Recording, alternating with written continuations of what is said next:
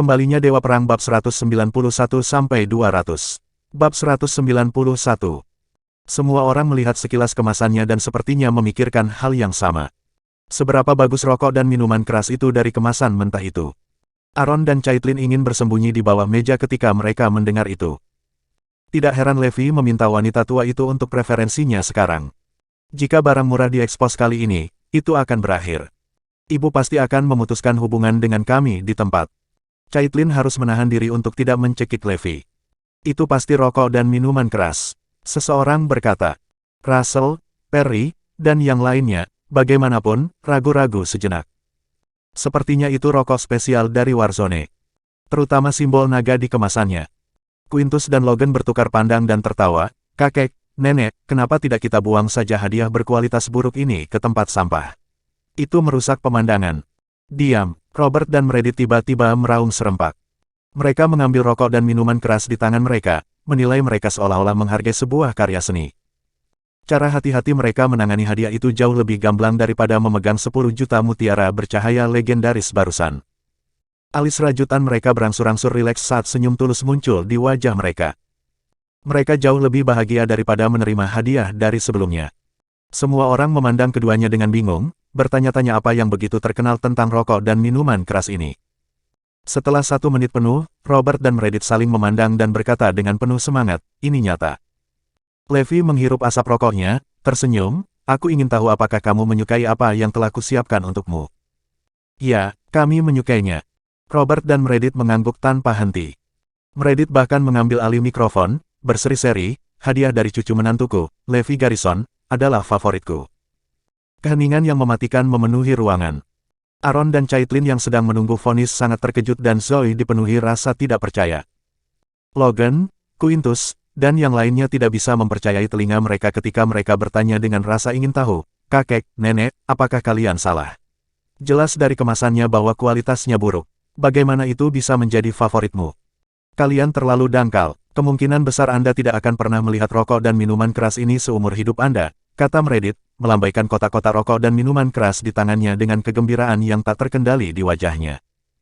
Robert menimpali, ini adalah rokok dan minuman keras khusus dari Warzone. Memang benar mereka langka, tapi bukan berarti mereka sangat langka, kata Logan. Jika dia menginginkannya, dia bisa mendapatkan mereka melalui koneksi. Meredith memelototinya, Huff, apakah kamu pikir ini hanya rokok dan minuman keras dari zona perang? Ini adalah rokok khusus Brigade Besi di bawah komando Dewa Perang, pelindung Erudia. Ada tanda-tanda khusus pada kemasannya, seperti naga dan kata-kata di bawah.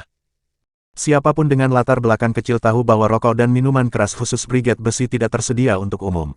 Anda tidak dapat membeli segelas minuman keras khusus Brigade Besi bahkan jika Anda memiliki puluhan miliar. Tepat, kamu tidak bisa mendapatkan minuman keras khusus Brigade Besi, tidak peduli latar belakangmu atau koneksimu. Kami pernah memilikinya di rumah seorang pensiunan prajurit Brigade Besi, dan kami tidak bisa melupakan rasanya sampai hari ini. Ini adalah rokok dan minuman keras Brigade Besi yang asli. Keheningan menyelimuti kerumunan pada kata-kata itu. Bab 192. Semua orang memandang Levi dengan tatapan tidak percaya. Bagaimana dia mendapatkan rokok dan minuman keras khusus yang tidak bisa dibeli dengan 10 miliar?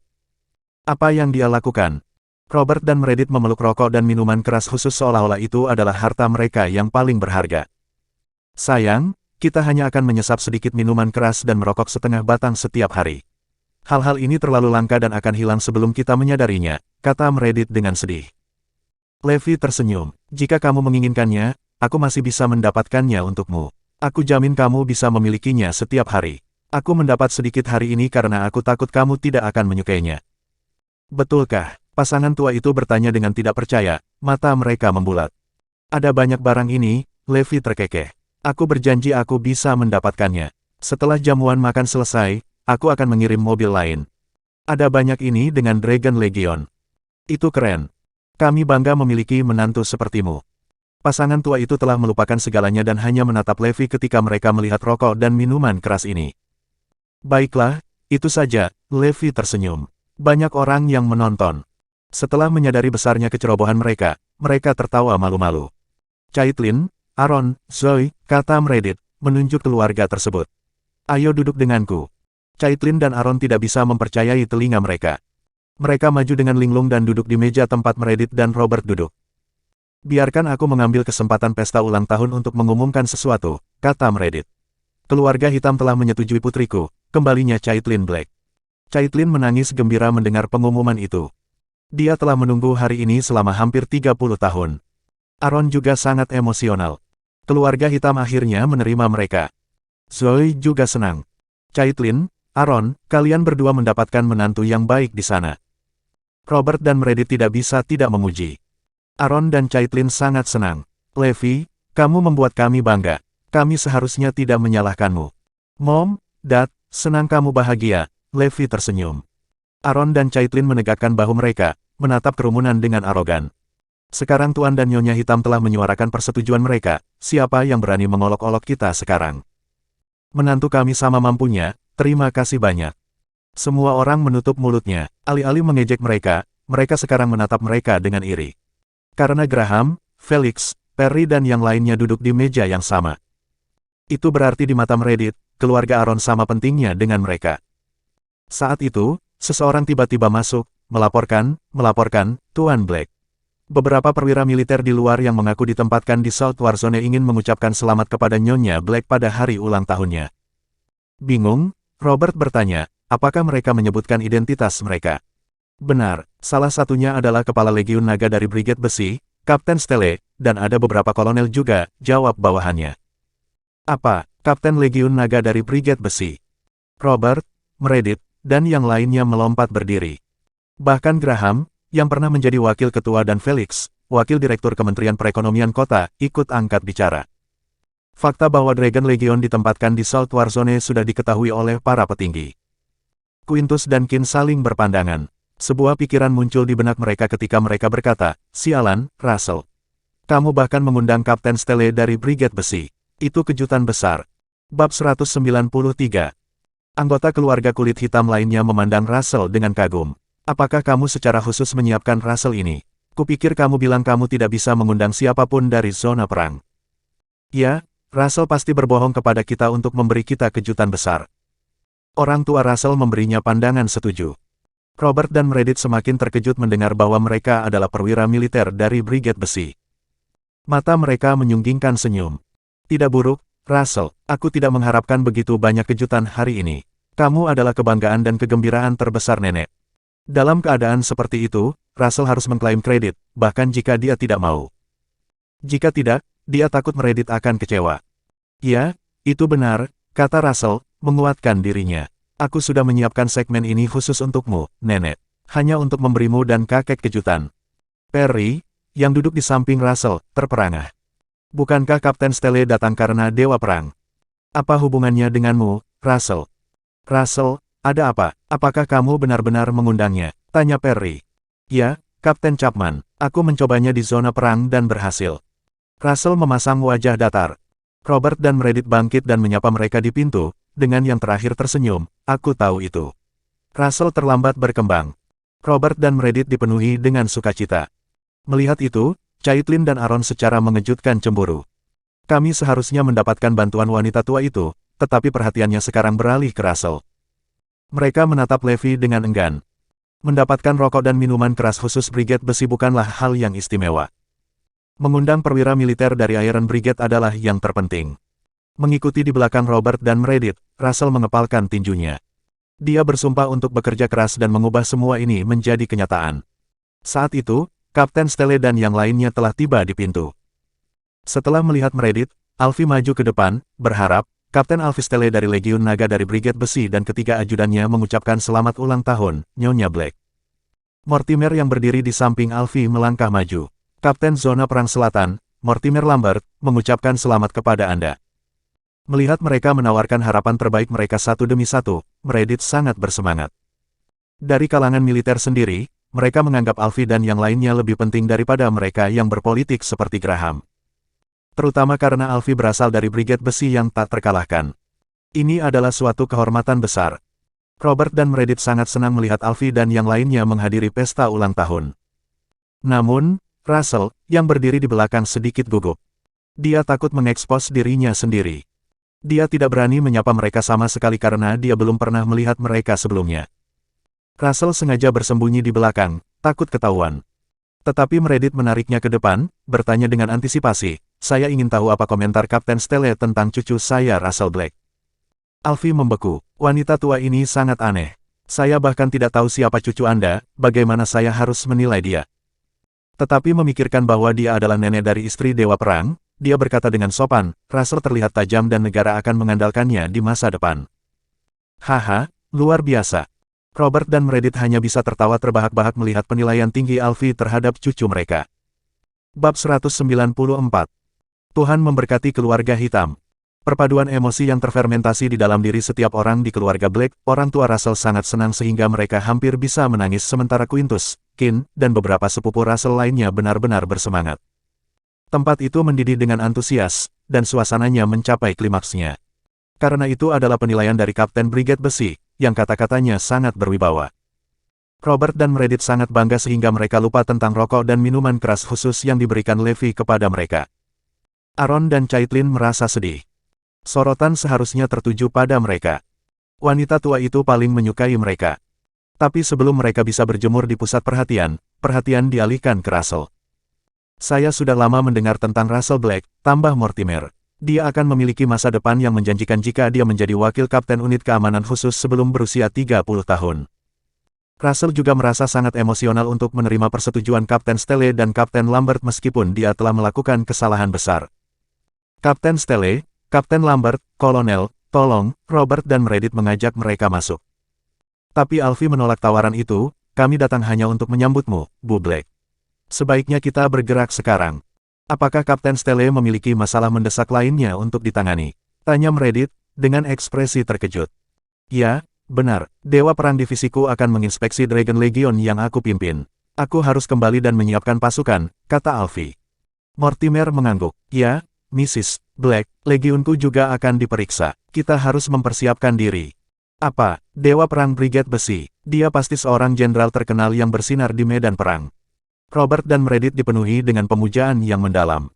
Tetapi seolah-olah dia memikirkan sesuatu, Meredith memohon, saya kira kita tidak punya waktu dan tidak memenuhi syarat untuk menghadiri inspeksi seperti itu.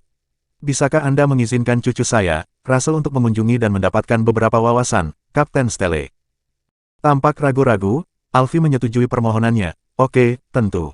Pemeriksaan akan dilakukan beberapa jam lagi. Russell, tunggu pemberitahuan kami. Meredith dan seluruh keluarga kulit hitam sangat senang. Jika Russell mengunjungi Dragon Legion, itu akan bagus untuk prospek karirnya. Setelah keluarga kulit hitam mengirim mereka pergi, perjamuan ulang tahun berlanjut. Meredith jelas acuh tak acuh terhadap Aaron dan keluarganya. Paling-paling, dia hanya akan mengatakan satu atau dua kata kepada Levi. Percakapan yang dilakukan selama perjamuan ulang tahun sekarang berkisar pada Russell. Levi tidak terpengaruh saat dia menatap meja hidangan dan menyantapnya. Di mata yang lain, tata krama mejanya menjijikkan. Seolah-olah dia telah kelaparan selama lebih dari seminggu. Terutama karena Felix, Graham, dan orang-orang hebat lainnya duduk di meja yang sama, tata krama meja Levi adalah aib besar bagi Meredith. Meredith tidak senang, tetapi dia tidak bisa berkata banyak karena Levi memberinya rokok dan minuman khusus. Memang, Levi tidak sopan. Dia seharusnya memperhatikan sopan santunnya, terutama karena dia sekarang disukai Meredith. Russell akhirnya muak karenanya. Levi, keluarlah sebentar, aku perlu bicara denganmu. Meredith memandang Russell dengan setuju. Betapa cerdiknya, masalah telah diselesaikan. Levi mengikuti Russell keluar. Apa yang ingin kamu bicarakan? Levi memulai sambil memetik giginya dengan tusuk gigi. Betapa Russell berharap dia bisa meninju wajahnya karena penampilannya yang lamban. Tapi dia berkata sambil tersenyum keluar, aku punya pertanyaan, Levi. Bagaimana kamu mendapatkan rokok dan minuman keras khusus dari Brigade Besi? Bab 195. Aku sudah mengirimkannya, tentu saja, Levi terkekeh.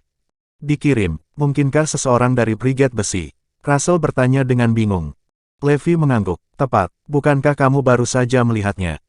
Apa, maksudmu Kapten Stelle? Russell menatap Levi tidak percaya. Ya, dia, kenapa lagi dia ada di sini kalau bukan untuk mengantarkan rokok dan minuman keras? Kata Levi. Hahaha, Russell tertawa terbahak-bahak. Pria ini benar-benar bisa bicara besar. Aku akan mengirim muatan mobil lain, kata Levi.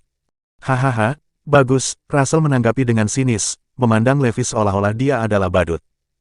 Aku akan segera mencari tahu apakah Kapten Stelle mengirimkan satu gerbong lagi berisi rokok dan minuman keras khusus atau tidak. Lagi pula aku akan pergi ke South Warzone.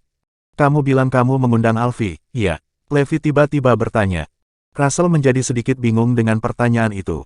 Tapi apa yang perlu ditakutkan jika Alfie bahkan tidak mengeksposnya? Ya, aku mengundangnya untuk mengucapkan selamat kepada nenek di hari ulang tahunnya. Russell mengakui dengan gigi. Seringnya Levi melebar penuh arti, membuat Russell gelisah seolah-olah Levi telah melihat kebohongannya. Tidak berani tinggal bersamanya lagi, dia berbalik dan kembali ke aula utama. Perjamuan ulang tahun akhirnya berakhir setelah beberapa jam. Meredith secara khusus memanggil Aaron dan keluarganya untuk tetap tinggal, yang membuat Zoe sangat bahagia. Russell juga pergi. Kakek, nenek, saya baru saja menerima pemberitahuan yang meminta saya untuk bergegas ke zona perang selatan. Lanjutkan sekarang. Kamu adalah kebanggaan keluarga kulit hitam.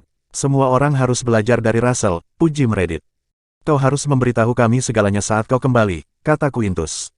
Setelah itu, Meredith memeriksa jumlah pegawai. Apakah semua orang di sini? Caitlin, di mana menantumu? Aku tidak tahu kemana dia pergi, Bu, jawab Caitlin. Terserah, biarkan saja dia, Meredith menepisnya, karena dia hanyalah orang yang tidak penting. Namun, Caitlin dan Aaron sangat marah. Ini jelas kesempatan bagus, tapi bajingan itu hilang. Betapa tidak kompetennya. Pada saat ini, Levi telah memanggil Abigail untuk mengirimnya ke zona perang selatan. Karena Russell cemas, dia pergi ke perkemahan Legiun Naga di zona perang selatan secepat mungkin. Setibanya di sana, dia seperti anak desa yang baru saja memasuki kota, semuanya baru baginya. Dia melihat sekeliling dan tidak berani menyentuh apapun, karena takut merusak barang-barang.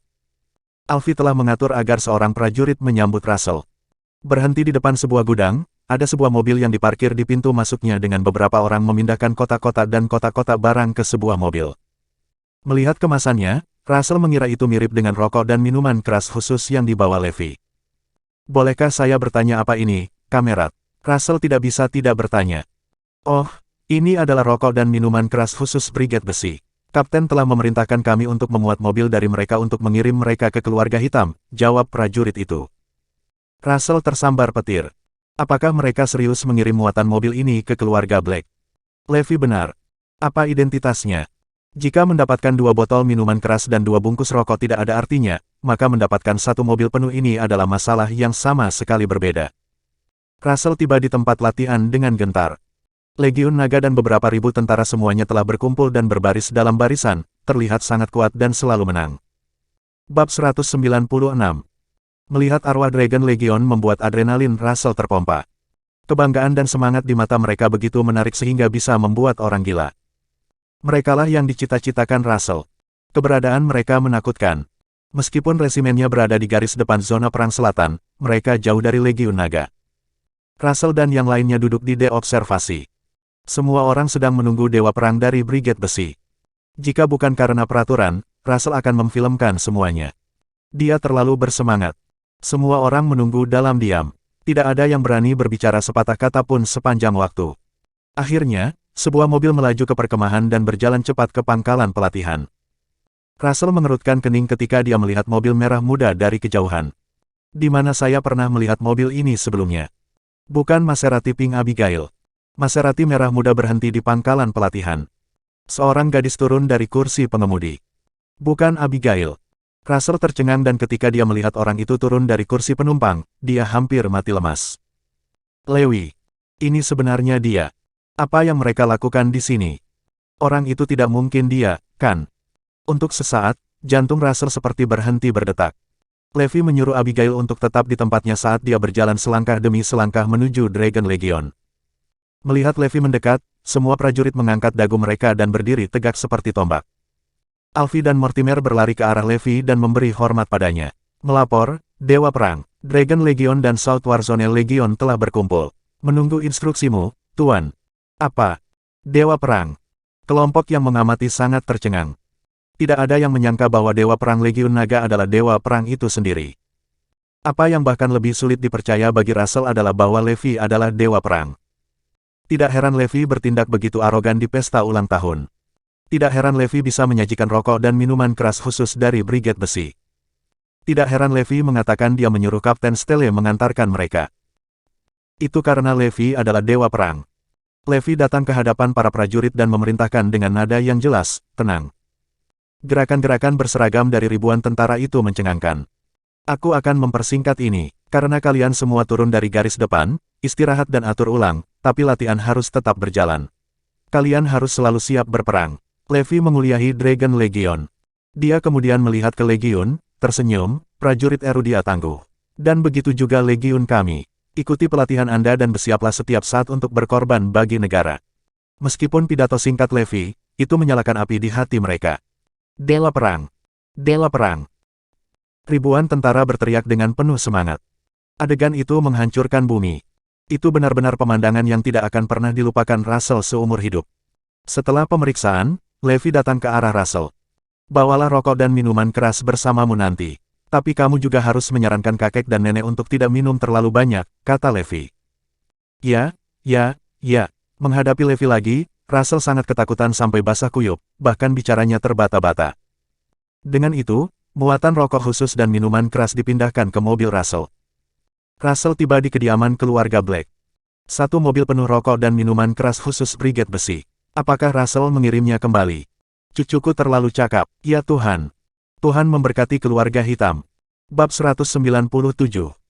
Keluarga Black mati rasa karena shock ketika mereka melihat mobil Russell penuh dengan rokok dan minuman keras khusus. Mata Robert dan Meredith berbinar. Tuhan memang memberkati keluarga hitam. Putraku terlalu luar biasa, Robert memuji. Robert dan Meredith menggenggam tangan Russell, hanya untuk membuatnya merasa canggung karena ini sama sekali tidak ada hubungannya dengan dia. Kakek, nenek sebenarnya. Cukup, Russell, selam Meredith. Berpikir bahwa Russell berusaha bersikap rendah hati. Mobil penuh rokok dan minuman keras ini cukup untuk sisa hidup kita. Ya, kamu tidak perlu banyak bicara, Russell. Kami mengerti. Robert menepuk bahu Russell. Setelah dipikir-pikir, Russell berhenti mencoba menjelaskan, mengingat bahwa dia telah menandatangani perjanjian kerahasiaan untuk merahasiakan semua yang dia lihat sebelum meninggalkan zona perang selatan. Bekerja keras, Russell. Kakekmu dan aku telah memutuskan untuk menghabiskan semua sumber daya kami untuk mengasuhmu, kata Meredith. Quintus dan yang lainnya iri, begitu pula Aaron dan Caitlin. Bukankah Levi mengatakan dia akan mengirim satu mobil penuh rokok dan minuman keras khusus? Di mana dia? Robert bertanya kepada Russell, jadi, siapa yang kamu temui hari ini, Russell?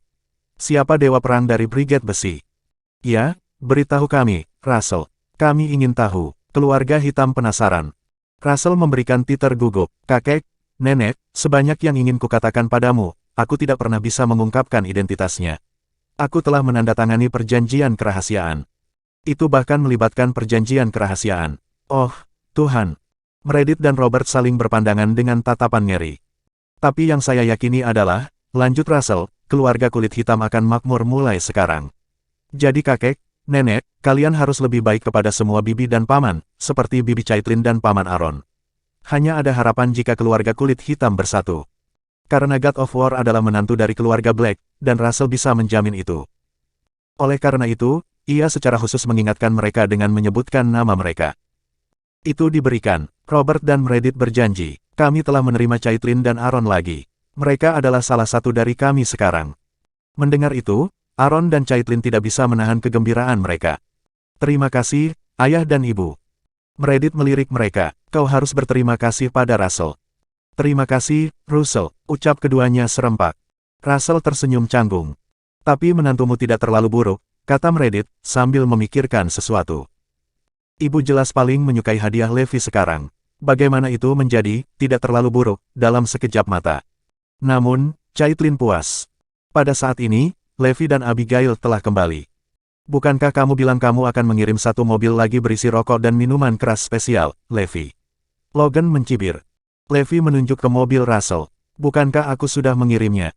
Tepat ketika Russell hendak berbicara, Logan meraung, omong kosong. Jelas, Russell yang mengirim ini kembali. Apa hubungannya denganmu? Ya, kamu terlalu berlebihan. Kita semua melihat bahwa Russell yang mengirim kembali ini. Kamu memang memiliki kredit hari ini, tetapi kamu tidak bisa begitu saja menerima pujian Russell. Semua orang memarahi Levi.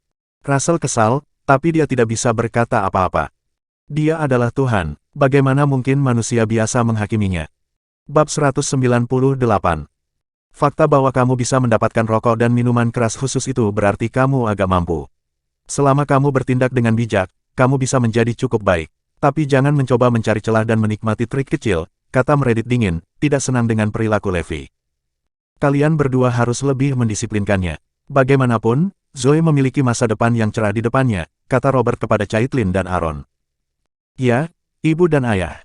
Kami mengerti. Saat keberangkatan mereka, Meredith bertanya, Russell, apa pendapatmu tentang Levi? Russell takut kaku. Bagaimana saya bisa mengomentari orang ini? Aku masih ingin hidup. Tidak ada komentar, jawab Russell. Logan, bagaimana menurutmu? Meredith bertanya lagi. Logan tampak berpikir keras. Levi memang mampu, melihat bagaimana dia bisa mendapatkan rokok dan minuman keras khusus. Tapi karena dia menghabiskan 6 tahun di penjara, sisi kuatnya mungkin telah dihaluskan, dan dia memiliki banyak kebiasaan buruk. Saya pikir akan sulit bagi Levi untuk berkembang. Meredith mengangguk setuju. Mom, aku juga berpikir begitu. Keesokan harinya, semua orang pergi satu demi satu. Ketika keluarga hitam menawarkan untuk memberi mereka tumpangan, Zoe menolaknya dan meminta untuk mengambil kereta api berkecepatan tinggi sebagai gantinya. Terutama karena dia ingin melihat apa yang akan terjadi pada Levi di pos pemeriksaan keamanan. Saat mereka tiba di pos pemeriksaan keamanan, Zoe sengaja membiarkan Levi lewat terlebih dahulu. Melihat Levi melewatinya dengan mudah, mereka tercengang. Keluar dan masuk lagi, tuntut Zoe. Levi tidak punya pilihan selain masuk lagi. Namun, alarm masih belum berbunyi. Zoe terkejut. Apakah saya benar-benar salah? Faktanya, sistem telah diboot ulang sejak Levi pergi hari itu. Dia bisa dengan mudah melewati semua pos pemeriksaan keamanan sekarang tanpa membunyikan alarm. Tepat setelah naik rel berkecepatan tinggi, Alfie mengirim pesan. Tembakan besar dari South Warzone dan South City baru tahu tentang kedatangan Anda di South City. Levi sudah pergi ketika mereka datang untuk mencarinya. Levi langsung menjawab, beritahu mereka bahwa saya pasti akan memberitahu mereka saat berikutnya saya mengunjungi South City. Di rel berkecepatan tinggi, Caitlin berkata, Zoe, kamu harus benar-benar mempertimbangkan saran yang diberikan pamanmu. Apa itu? Levi bertanya.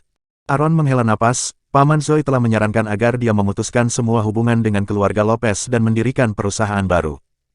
Ide yang bagus, dia seharusnya sudah melakukannya sejak lama. Levi mengangkat kedua tangannya mendukung saran itu.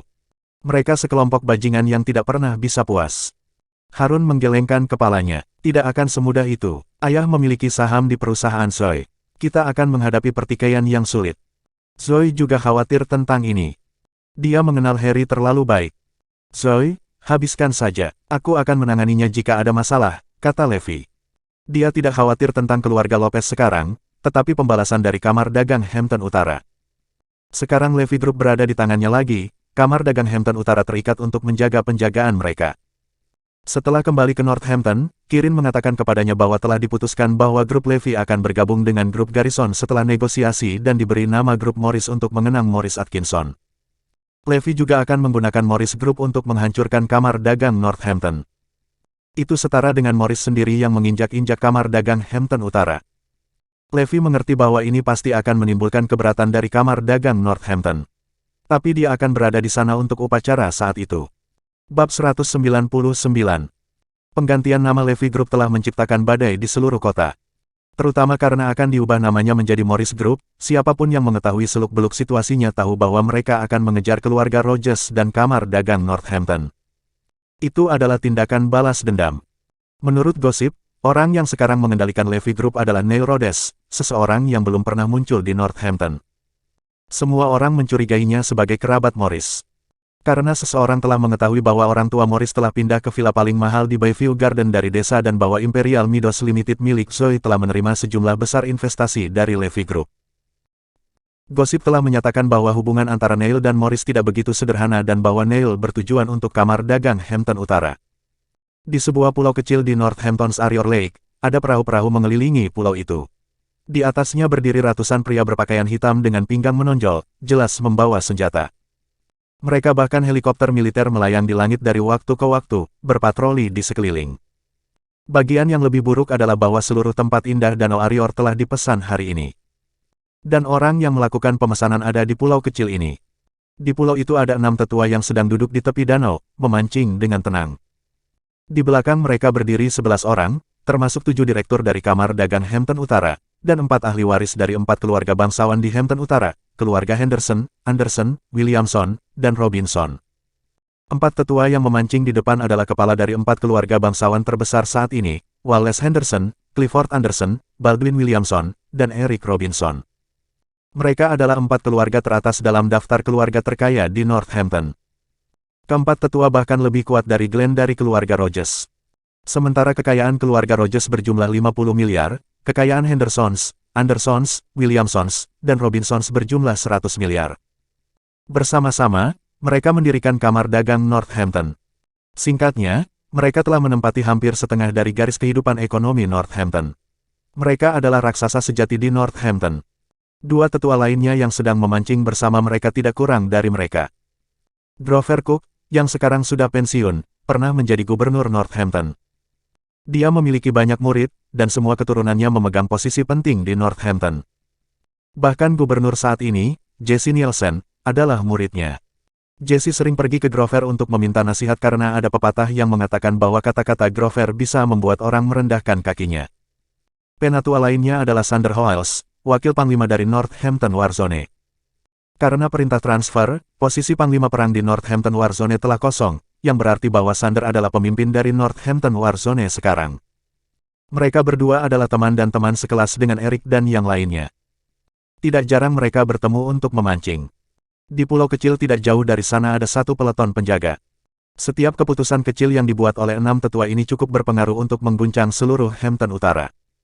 Memang demikian karena banyak hal di Northampton diberikan oleh mereka berenam. Jika 4 keluarga terkaya dan Kamar Dagang Hampton Utara dapat mencapai kesuksesan seperti itu, tidak perlu dikatakan bahwa hubungan mereka menyebar ke seluruh Hampton Utara. Dari zona perang ke kota-kota, di mana-mana memiliki jejak Kamar Dagang Hampton Utara. Oleh karena itu ada pepatah yang mengatakan bahwa, mengacaukan Kamar Dagang Hampton Utara sama dengan mengacaukan Yayasan Hampton Utara. Mereka berbeda dari keluarga Rogers. Tidak akan mudah untuk menghancurkan mereka. Selain itu, jika Kamar Dagang Hampton Utara dihancurkan, mereka masih memiliki Grover dan Sander di puncak. Bab 200. Menurut situasi ini, tidak mungkin mereka dihancurkan.